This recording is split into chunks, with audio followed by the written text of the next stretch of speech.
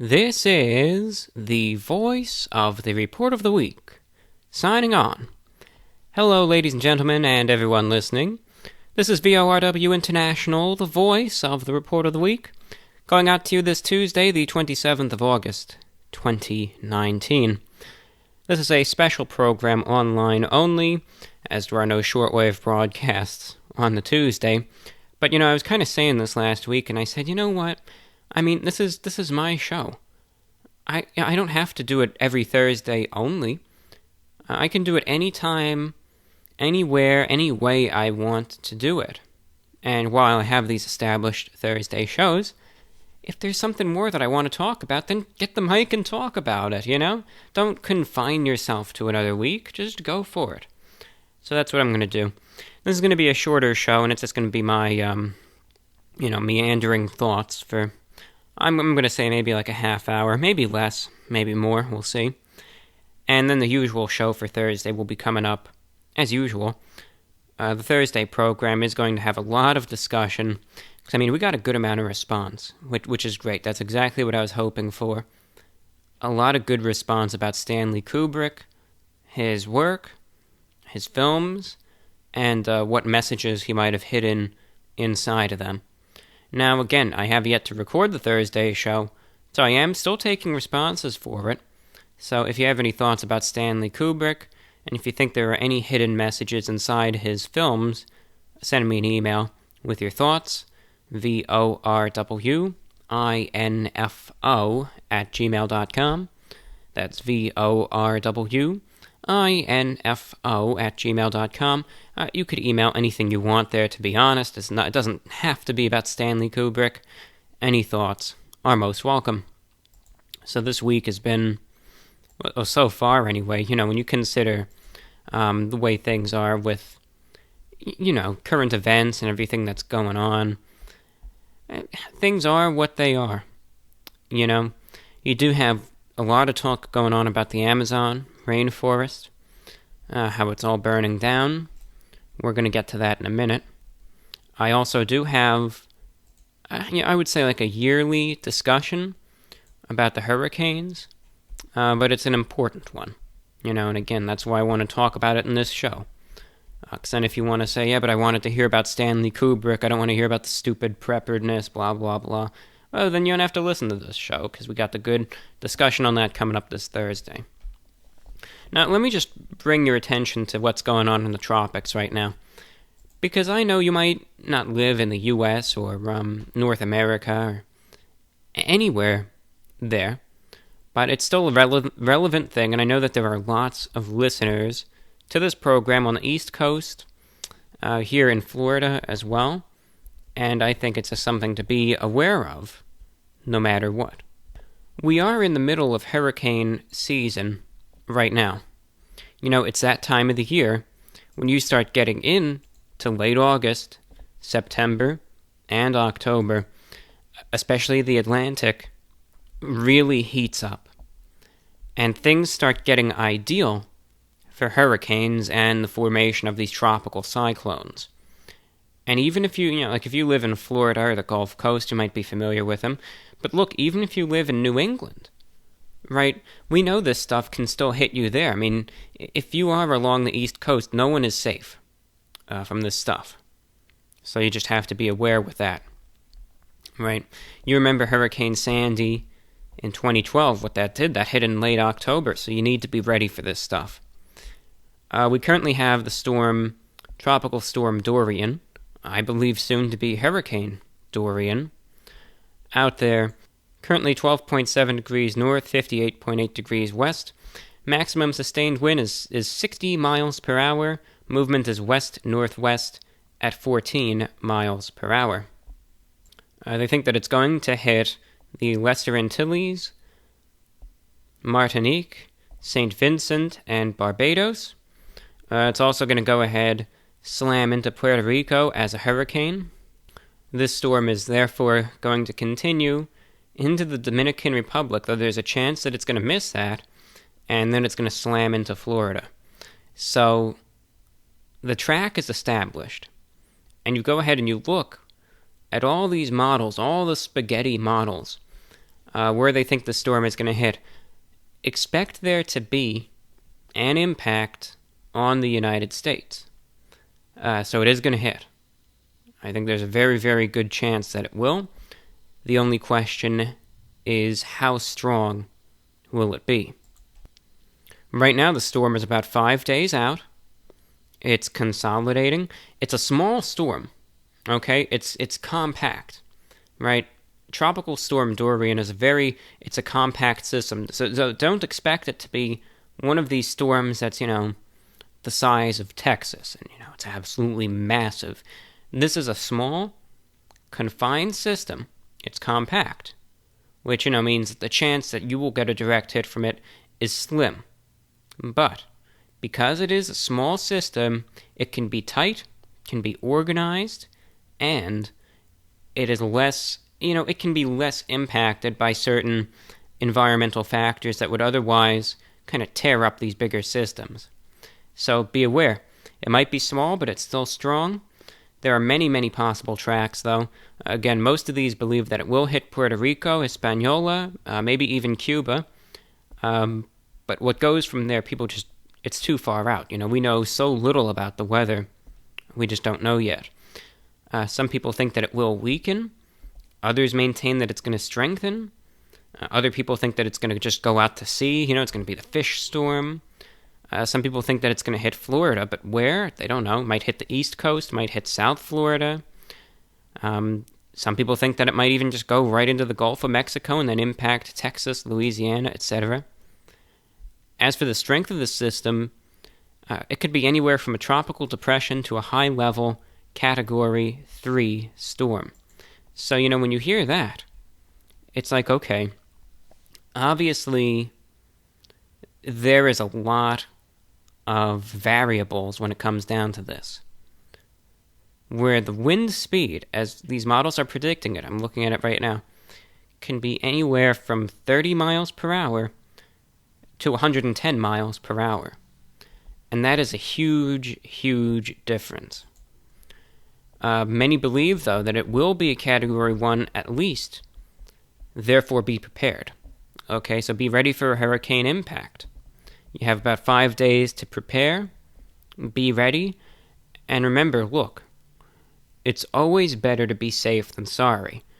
I don't think this is one of those storms that you'll need to evacuate for at all. And I mean, if it ends up being one of those, you're going to know. Trust me there. But I do think it's best that you probably ride it out. If you're in Florida, you might get impacted. Unless you're like right on the coast there, then that's iffy. And if you're in one of the flood zones.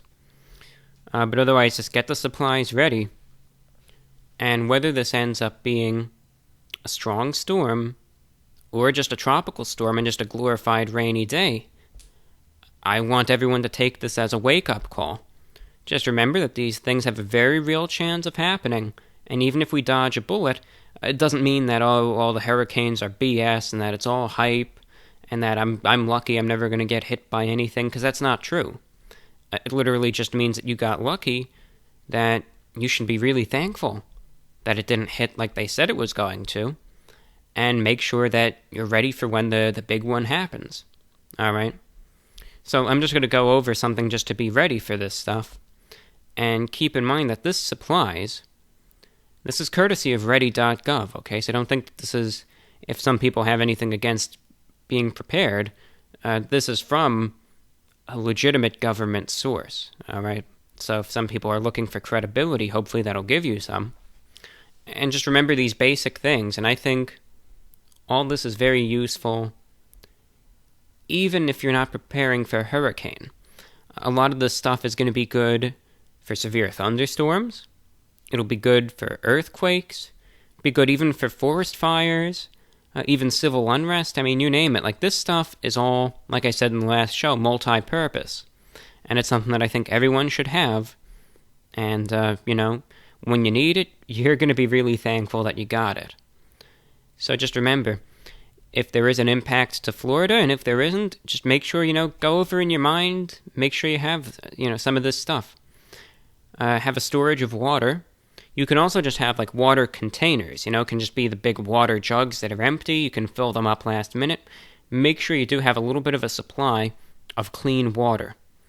The rule is 1 gallon of water per person per day for at least 3 days. So if or when your supply gets cut off, you will have something for drinking and sanitation. Make sure you have a 3-day supply of non-perishable food. That could be canned goods. Could also be the dried foods, one or the other. It's all interchangeable. But make sure you have at least 3-day supply of that. Again, should things get cut off. Make sure you have a battery-powered or hand-crank radio with AM, FM, and shortwave. NOAA weather radio band is always good to have, though a lot of those warnings do get relayed on your local AM and FM stations, so it's not necessary, but it's good to have anyway. The Texan radios are just fine. Also, the Cato emergency radios are another good one to have, or the DGen emergency radios likewise.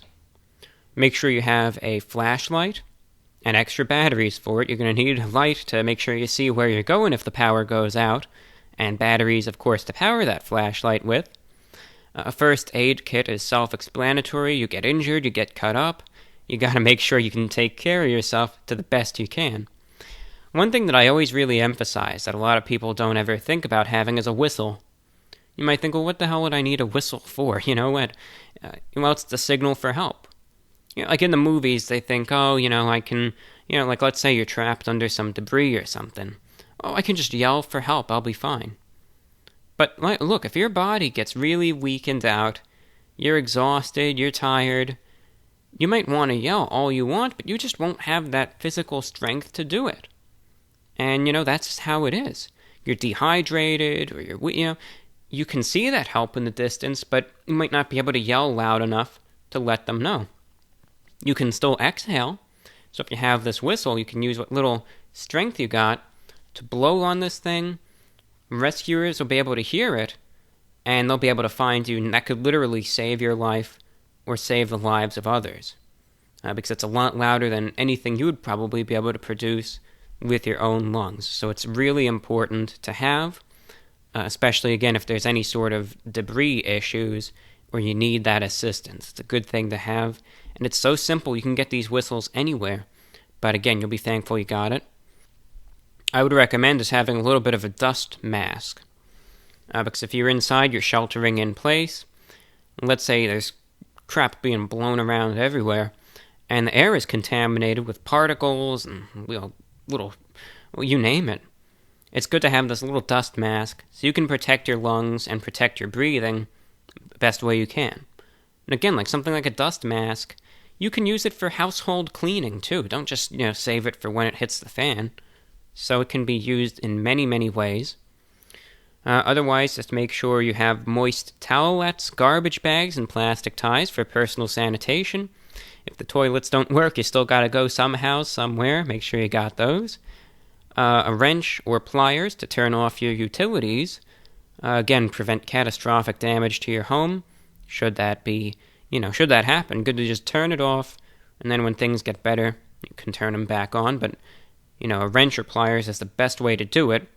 Allow for that grip, get it turned off. Have a manual can opener for foods. You can get the cans of the stored food open. Have local maps of the area, and also charge all of your electronic devices while they still can be charged. Remember, some of these portable radios do allow for your phone to be charged, but, make sure that the battery is full while there's power to charge it with. On a final note, be sure to keep your canned food in a cool, dry place. Store all the boxed, storable foods in tightly closed plastic or metal containers. You don't want the food to be spoiled when you need it. Replace the expired items as needed. So let's say you made a little kit in 2003. Go ahead and take a look at it right now and dispose of what you got to dispose of and get what you got to get.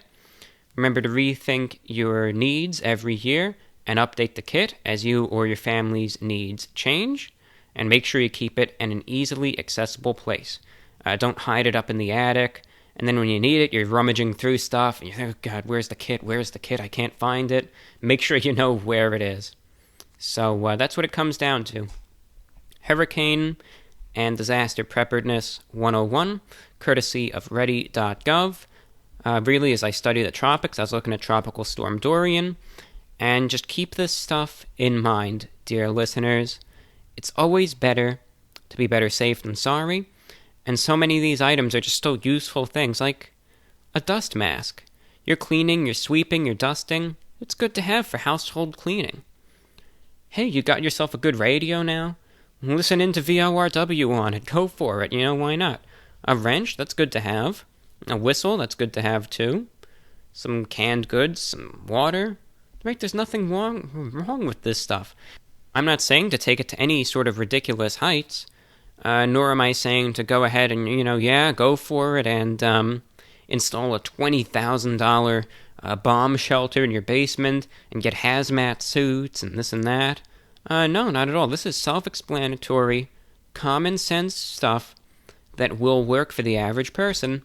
And if you have this stuff, let me just say, if you ever need to use it, you're going to be glad that you do have it.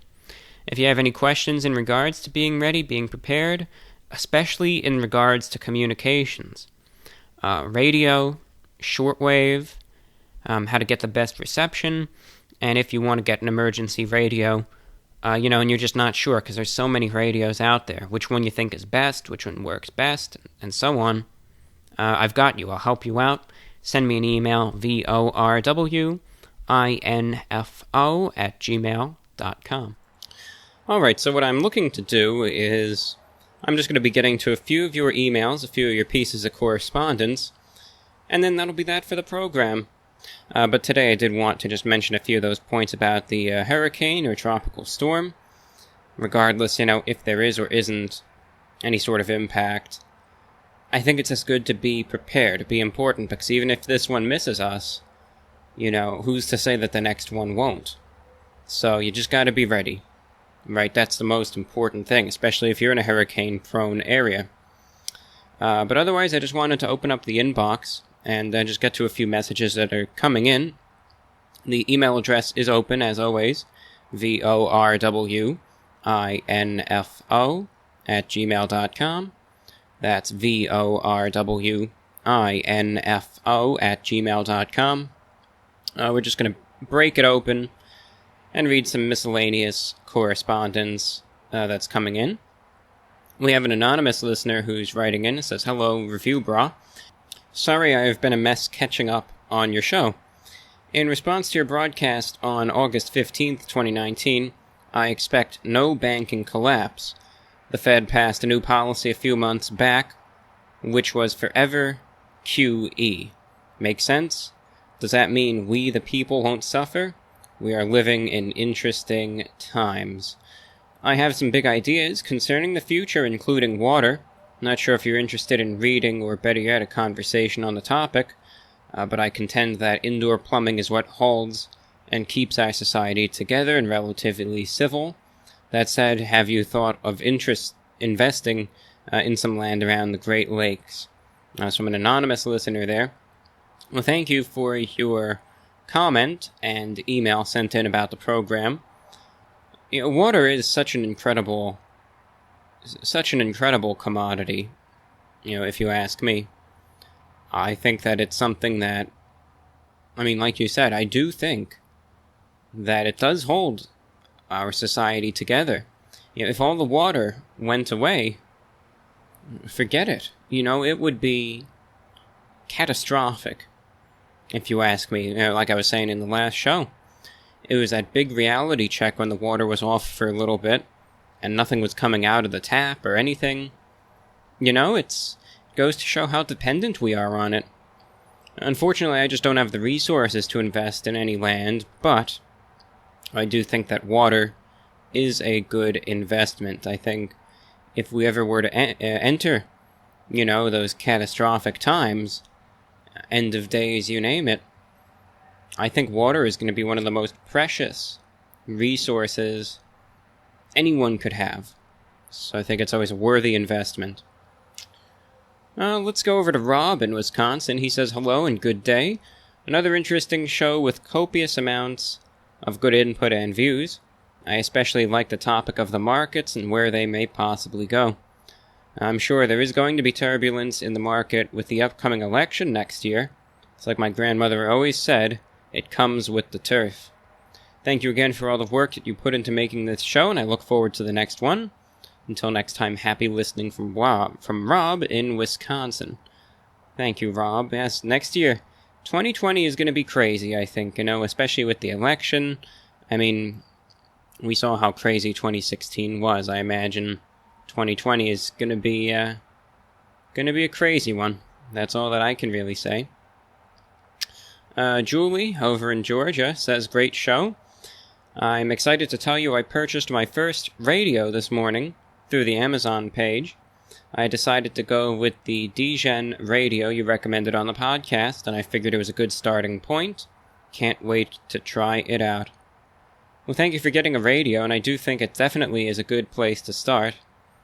When it comes down to the emergency radios, it might not be 100% perfect, but I can assure you that it will do the job, and it will do it just fine. I'll get listener feedback, listener letters each and every week from people who tune in on emergency radios.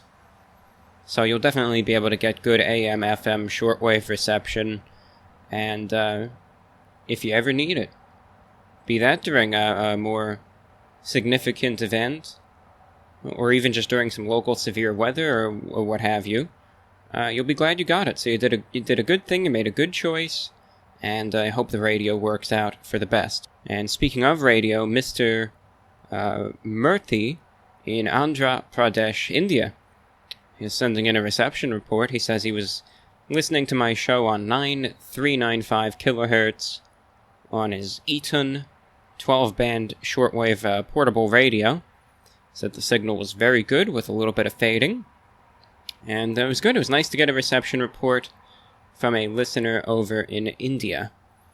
Because, it's one of those parts of the world where shortwave is a bit more relevant, than it is over here. And, I would say there definitely are millions of shortwave listeners in India. Though many listeners over there, they listen to the stations that are already established. So, for instance, lots of people will have a shortwave radio and they'll only listen to All India Radio on it. Or they might listen just to the Voice of America, or the BBC World Service, or, China Radio International, etc. But you will have some people that kind of scan around and see what else they can pick up. And it's nice to know that some of my broadcasts can reach India, where India is definitely a good target for shortwave broadcasts. If you broadcast to India, someone will be listening. That's a guarantee. And especially, of course, it's a very iffy situation. People have, their different viewpoints and they take sides over this. What's going on in the Kashmir region? Some people support Pakistan, some people support India. But either way, of course, the facts are that many areas in Kashmir, due to perceived security threats, and the tensions in the region, are completely cut off for the most part. No internet, no TV, no radio, no cell service, nothing.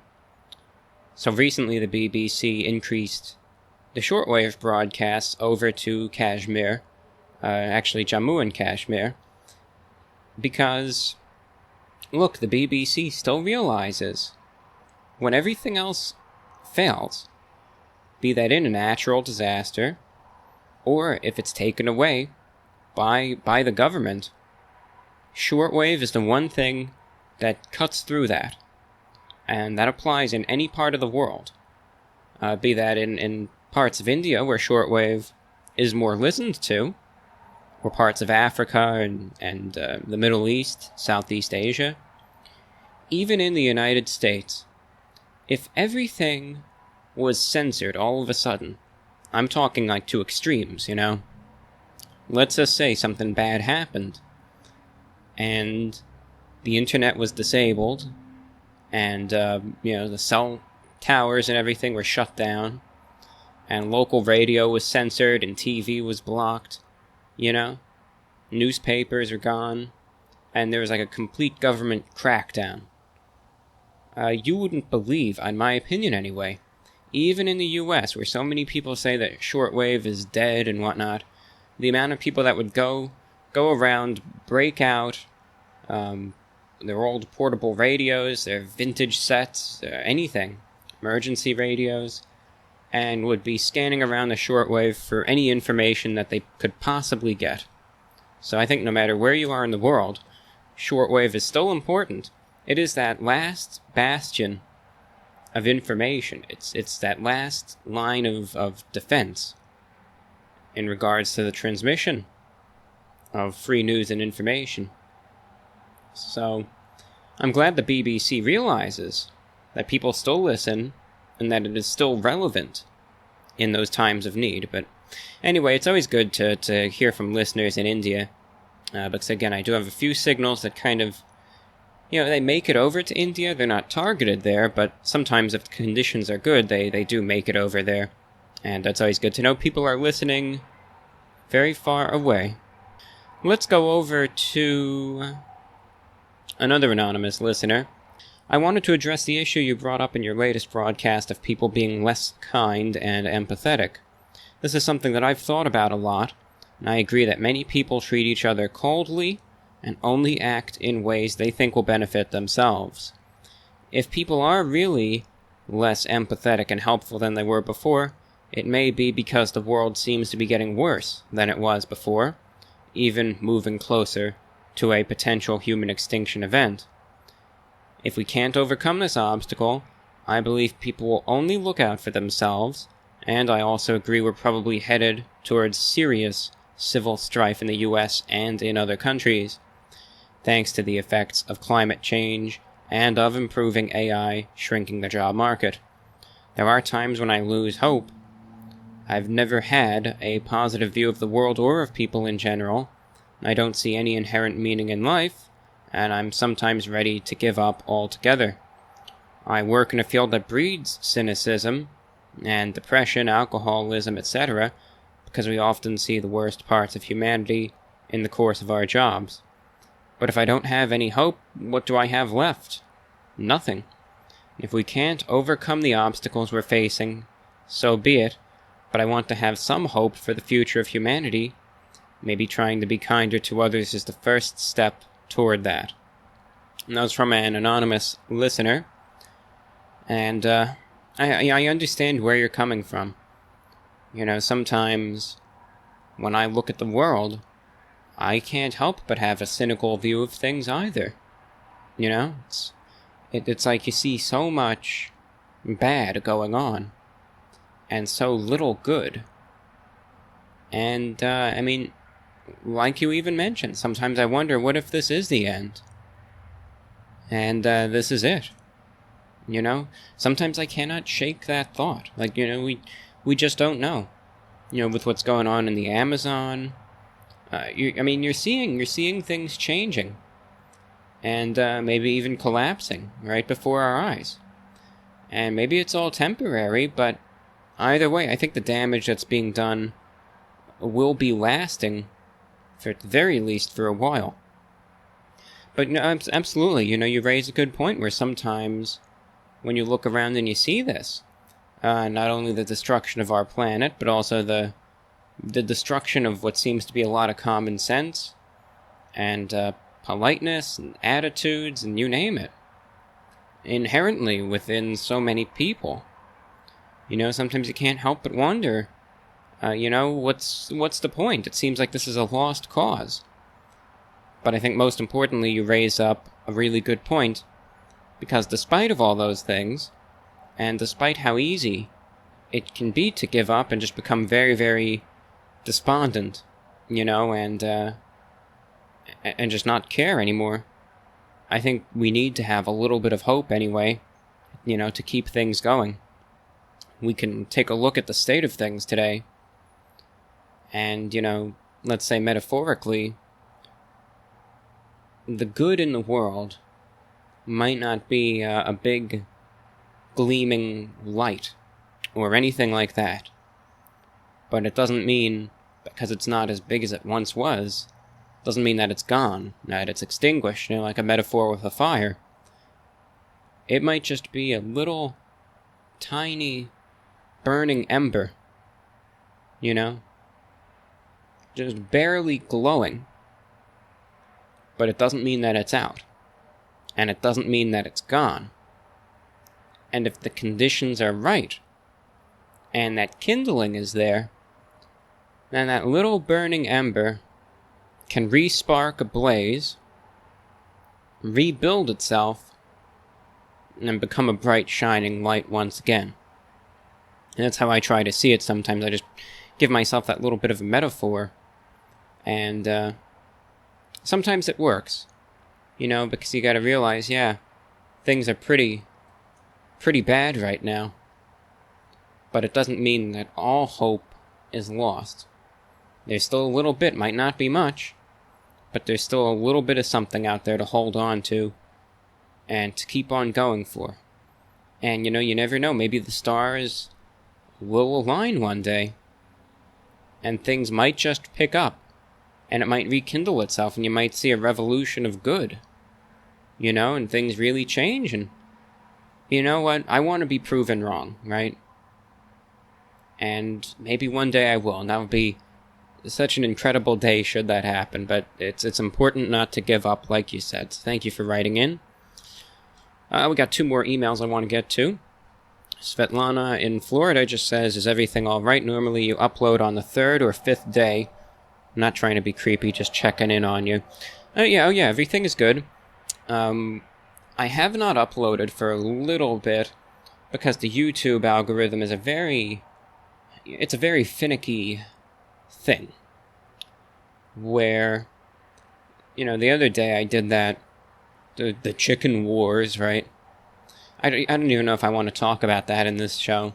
You know, you have all of the debate between... I kind of just laugh. I'm such a buzzkill today. I gotta... you know, sometimes I just kind of laugh at my own thought process.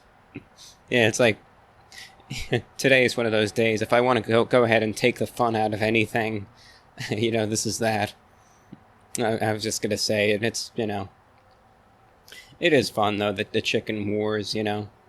But I was just saying, you know, imagine if people actually cared about, you know, what's going on in the world as much as they care about the chicken sandwiches. I don't know why I find that so funny, but it just, the mere thought of it just cracks me up. Weirdest thing. But yes, people do care very much about those chicken sandwiches. The Popeyes chicken sandwich versus the Chick-fil-A chicken sandwich. And anyway, I tried them out and the video did very good. But as a result, and I was even told this by YouTube, you know, I was on the phone with them the other day, and they said, sometimes it's best for the channel that if a video is you know, doing good, and that one did, it even got on the trending page and everything, just let it be for a while. You know, even if it means taking a few extra days from uploading, just let it go, let it run its course to the fullest. Because again, you know, this is what I do, this is my job, so it's always good to see a video do well. It means perhaps some longevity for the channel and a good sign of things to come. So just let it go and get as many people, you know, you can kind of over to the video so it goes well in the algorithm. So that's what I've been doing. I kind of used it also as a little bit of a mini, you know, vacation from the YouTube, where I said, alright, well, this video is doing really good, it's still going, you know, it hasn't died. So I'm going to take a little bit of a break, and I'm going to take like a week off, kind of recharge, you know, the metaphorical batteries, and, you know, also take a lot of time to, you know, doing this moving, and reorganizing things, going from there.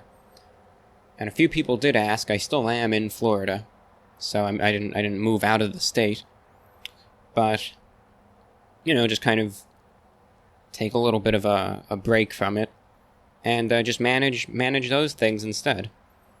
But in the meantime, I have a video filmed. It's ready to be uploaded. It's ready to be published. So things are going to continue. This show continues. The YouTube continues. And probably going to get this new video uploaded tomorrow. But yeah, everything's going good, though. Just taking a little bit of a break. Well, with that, again, the email is always open, VORWINFO@gmail.com, VORWINFO@gmail.com.